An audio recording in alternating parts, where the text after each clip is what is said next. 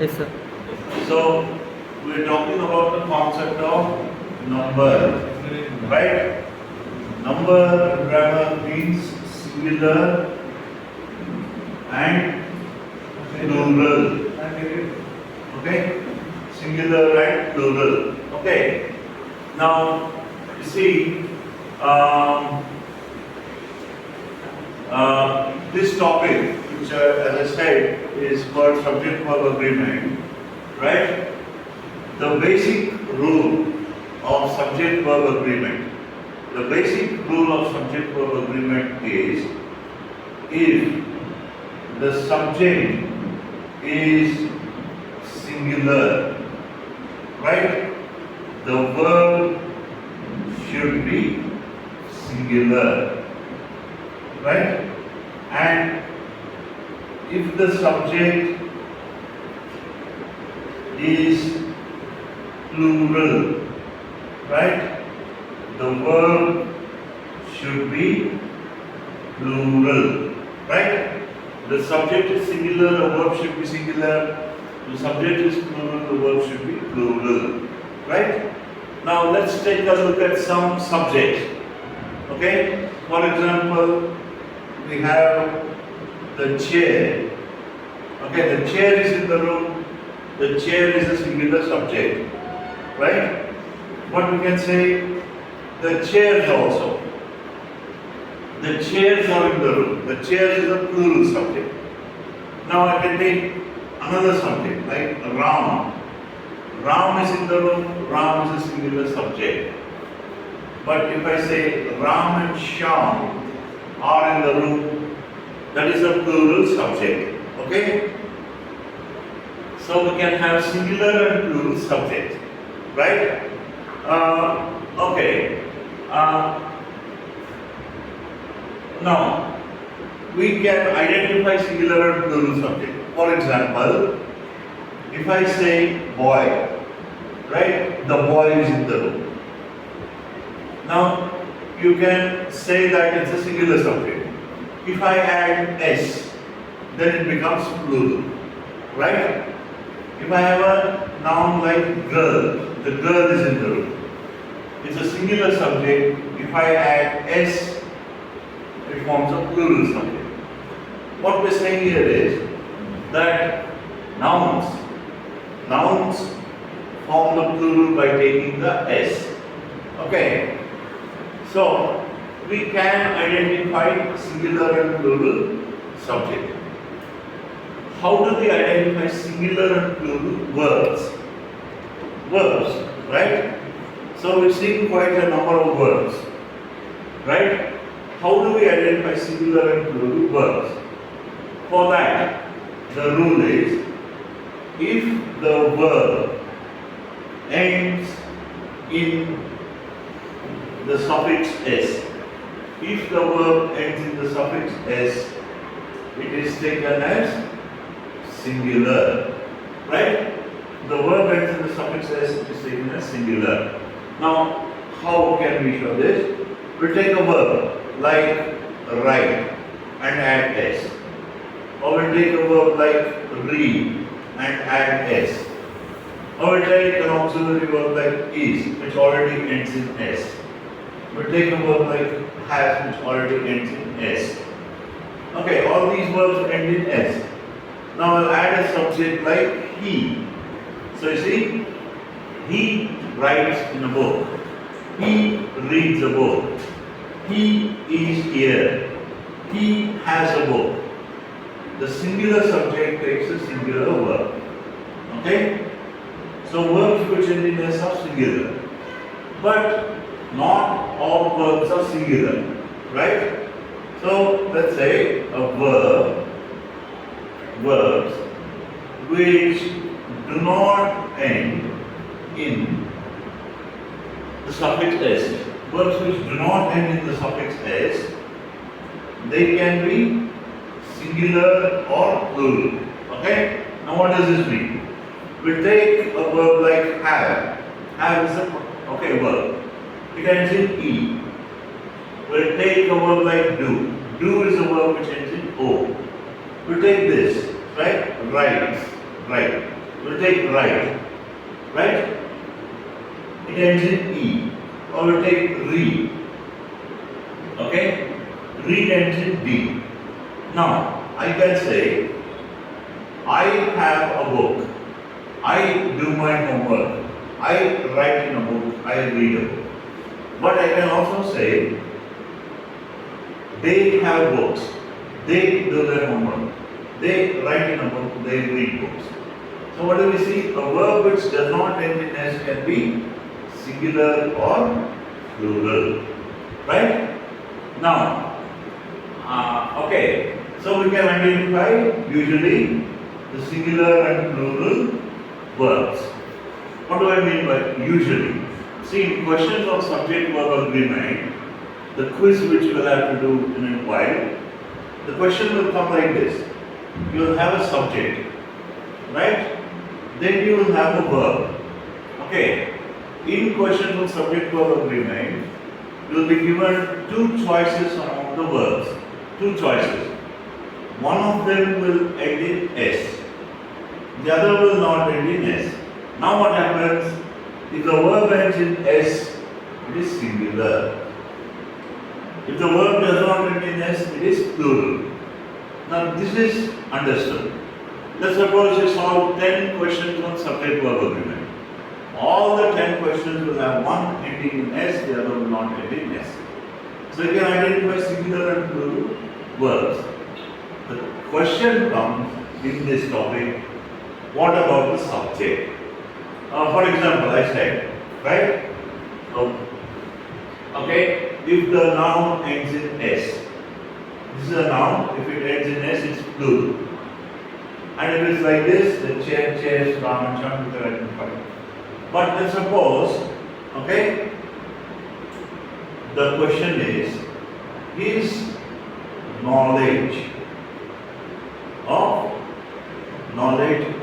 languages. Knowledge of languages. Now we're given the two choices, is or are good. Right? See, his knowledge of languages is or are good. Now, as I said, you can say that is singular, are is plural. Now, how will you choose? What is the real subject? Is it the word languages or is it something else? What do you think? See here, we're not talking about languages. Let's suppose there are, he knows 14 languages. Right? We're not talking about the languages, we're talking about his knowledge. Right? So, what happens? This seems to be a plural subject, but actually it is singular. So, you will have to choose this. If you were to, okay, this is called, okay, this is error of proximity. Error of proximity. Proximity means something is close. You make an error. This subject is close to the verb. You make the error of choosing this as a subject. But actually, this is a subject. Farther on. Right? Okay. And so you see, questions come like this in this topic. Right? So, this is one of the things about this topic. And, okay, here, about this. Nouns which end in S are plural. Right? Noun a boy ends in S is plural. A noun which ends in S is plural, but the verb which ends in S is singular. And it's like this, right? Something like that. The noun which ends in S is plural, but the verb which ends in S is singular. Okay? A noun which does not end in S is singular, but the noun or the verb which does not end in S is plural. Okay, it's like that. Right? Okay. Okay. So it's all questions, but let's take a bit of, no, actually I'm recapitulating here. We did this topic in the last class. Okay? We did this topic in the last class. Okay? So now this forms a very important part of this topic. Subject verb agreement If there's an error in subject verb agreement, it's a major error. It's classified as a major error. As opposed to, let's say, an error in spelling, which is classified as a minor error. Or error in punctuation, capitalization. See, this RAM and this, okay, are different. A RAM is something, you hit something. It's a RAM. Right? Or you can say RAM is like a sheep, made sheep or something. Right? Errors, they make a big difference to the meaning of a sentence. See, ran, wrong, ran. Okay. So you see, error identification. Okay. Now we'll add one more point. I'm recapitulating, as I said. Right? So here in the previous class, you remember, okay, we did something about pronouns. Right? Pronouns can be subjects of sentences. See, you have a sentence, right? Pronouns can come here. So here, if it comes here, the very next word will be a verb. Right? The very next word will be a verb. So you have to make the pronoun agree with the verb. Right? So we need to know what pronouns. So let's see again. Okay, we're talking about what? One very important group of pronouns called the personal pronouns. Because they all refer to person. So you see, the personal pronouns are I, you, he, she, it, we, you, they. These are the most common subject pronouns. Okay? No, we're talking about case. Subjective, case, and objective. Subjective means it comes in the beginning. I have a book. You have a book. He has a book. She has a book. It has a day. We have books. All of you have books. They have books. Right? So you see, we divide these pronouns into two groups. Those which are singular, I is singular, you referring to one person singular, he is singular, and those which are plural, right?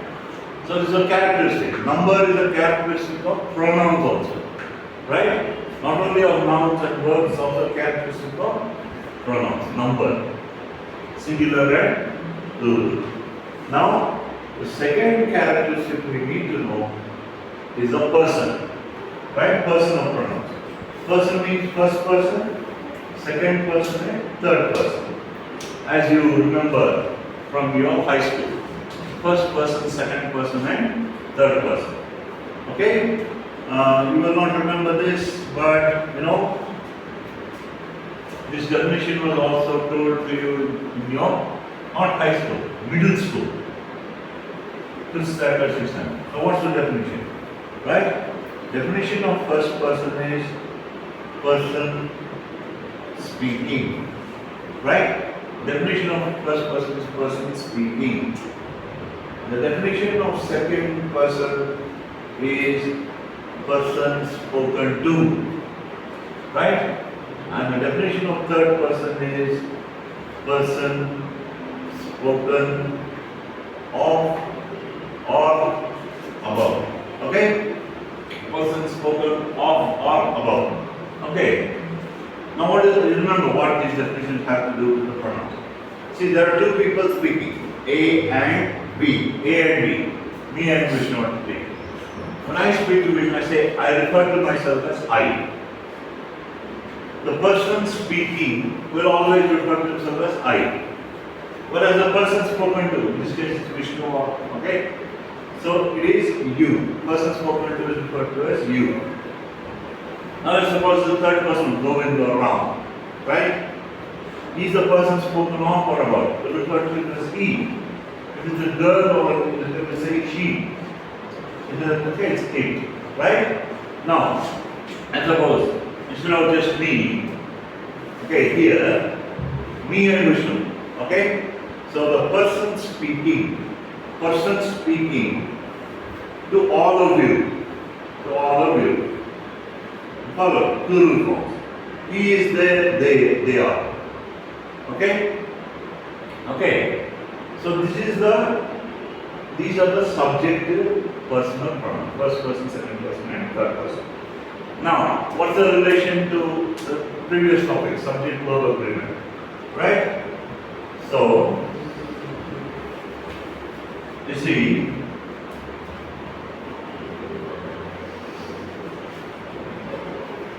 okay? Now, we'll take a verb like write.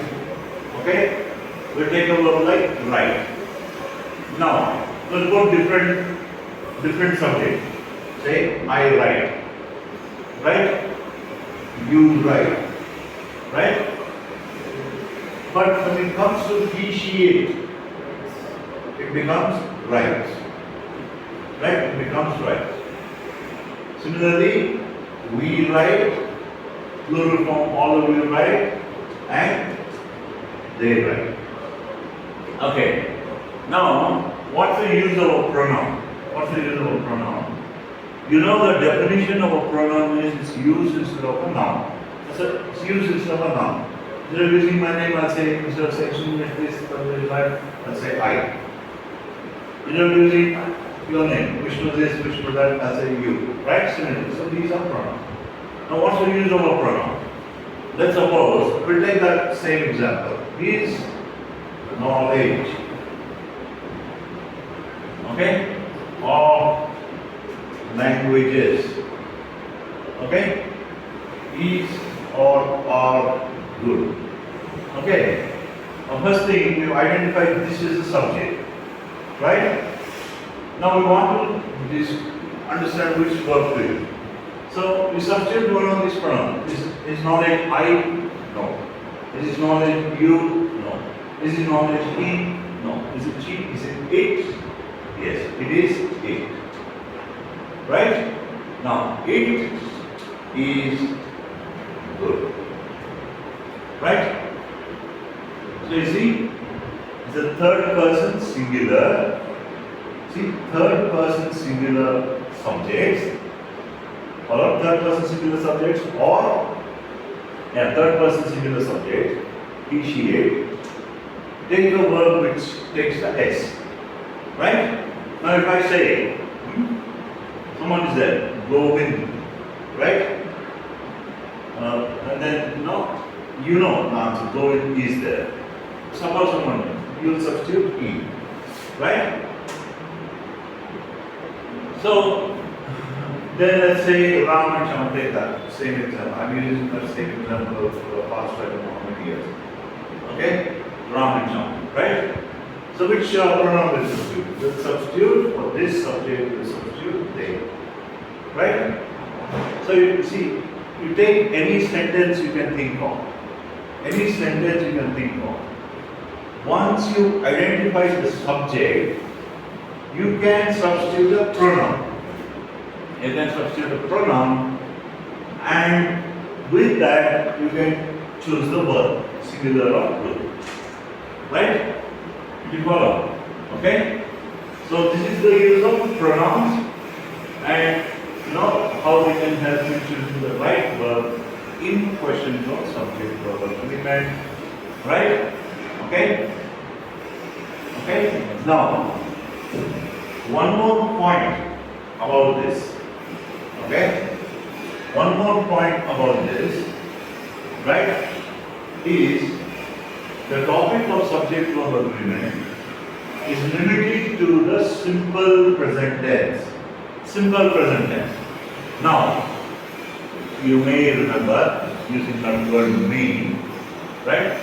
You may remember that the simple present tense structure is verb plus S or ES. Right? Verb plus S or ES. You can use the same example. See? Write or write. Right? Read or read. Okay? You can take any verb. Look, looks. Okay, even here. Move, moves. Watch, watches. Verb plus S or ES. So what does this structure mean? See? Without the S or ES, it's plural. With the S or ES, it becomes singular. is limited to the simple present. This whole topic, subject verb agreement, is limited to the simple present tense. Okay? You can confirm for yourself. See, you see, you take a verb like wrote. Wrote is past tense. I wrote, you wrote, he, she wrote, we wrote, you wrote there. Whatever the subject, same verb. Right? Or you can take the future tense. Will write.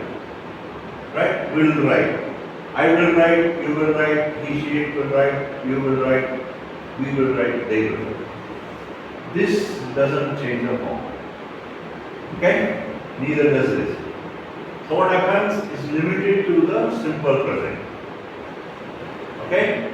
And that too, to make it even more clear, what happens? Only if the subject is he, she, it, then it becomes verb plus s or es. Okay, only with the third person singular pronouns the verb takes the s. Okay? Only with the third person singular pronouns, not the third person plural. They do not take the s. Okay? Okay? So this is the all the theory. Now we'll have to solve the question.